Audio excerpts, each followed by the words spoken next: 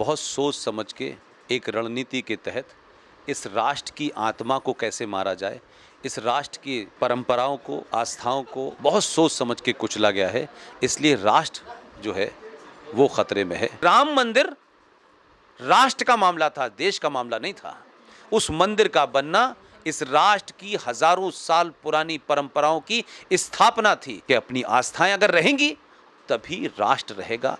राष्ट्र रहेगा तो देश, सरकार बहुत छोटी सी चीज है, उसे बदल सकते हैं, राष्ट्र नहीं बदल सकते। थंडर न्यूज, मैं सुबोध पाठक। आज हमारे साथ राष्ट्रवादी विचारधारा पुष्पेंद्र जी हैं। सर, आज देश जो है कहाँ खड़ा है 70 सालों में? मेरा नाम पुष्पेंद्र कुलश्रेष्ठ है। थंडर न्यूज़ चैनल के तमाम लोगों को मेरा नमस्कार।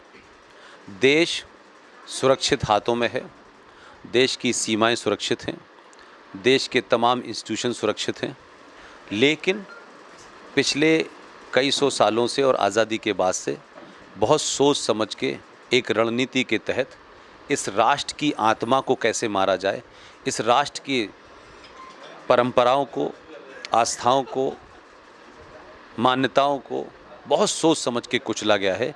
इसलिए राष्ट्र जो है वो खतरे में है और राष्ट्र जो है वो अनंत होता है, हमेशा रहता है। देश टूटते हैं, बनते हैं, बिखरते हैं, देश गुलाम होते हैं, आज़ाद होते हैं, लेकिन राष्ट्र न कभी गुलाम होता है न कभी टूटता है। राष्ट्र एक भावनात्मक चीज़ होती है। राष्ट्र आस्थाओं से चलता है, समाज से चलता है। लिहाजा मैं राष्ट्र के बारे में ज़्यादा चिंता करता हूँ। सरकारें आएंगी जाएंगी, कोई 19 साल राज किया, कोई 16 साल राज किया, 20 साल राज किया, तरह तरह के प्रयोग हुए, तब भी देश चल रहा है। लेकिन देश तो ये कई बार टूटा है, कोई नई बार तो टूटा नहीं है। लेकिन इसका मतलब ये है कि जिन लोगों ने राष्ट्र की चिंता नहीं की और सिर्फ सरकार की चिंता की, तो सरकार बचाई लेकिन देश नहीं बचा पाए। इसलिए अफ़गानिस्तान बन गया, श्रीलंका बन गया, बांग्लादेश बन गया, पाकिस्तान बन गया, और कभी कभी तो देश का बंटवारा उनके राजनीतिक स्वार्थों से भी हुआ।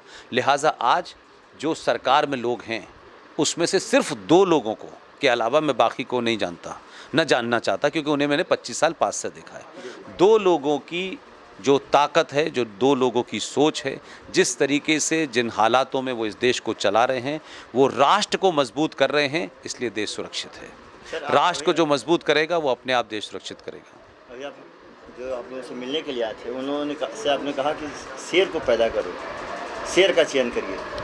हाँ, शेर का इसका मतलब ये है कि आप सत्ता पे किसे बिठाते हैं, आप अपना हीरो किसे बनाते हैं।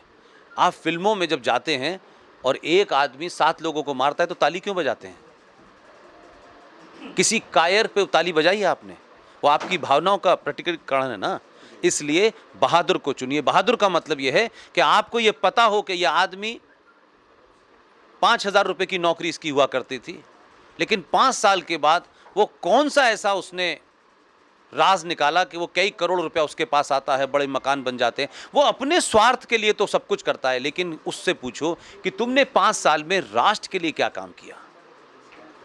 ये टैक्स का बढ़ना, उसका घटना, कोई कानून बन जाना, ये बनते बिगड़ते रहेंगे। इसलिए धारा 370 कोई देश का मुद्दा नहीं थी।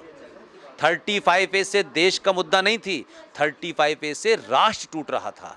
इसलिए उसके हटने पे मैं खुश हूं और इसलिए जो भी होगा सरकार में मैं शाबाशी दूंगा। इसलिए राम मंदिर राष्ट्र का मामला था, देश का मामला नहीं था। उस मंदिर का बनना इस राष्ट्र की हजारों साल पुरानी परंपराओं की स्थापना थी।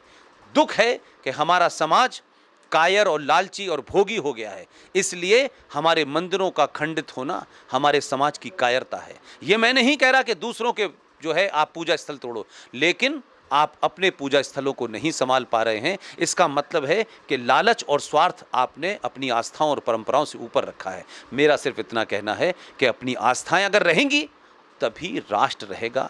राष्ट्र रहेगा तो देश, सरकार बहुत छोटी सी चीज़ है, उसे बदल सकते हैं, राष्ट्र नहीं बदल सकते। Thank you very much.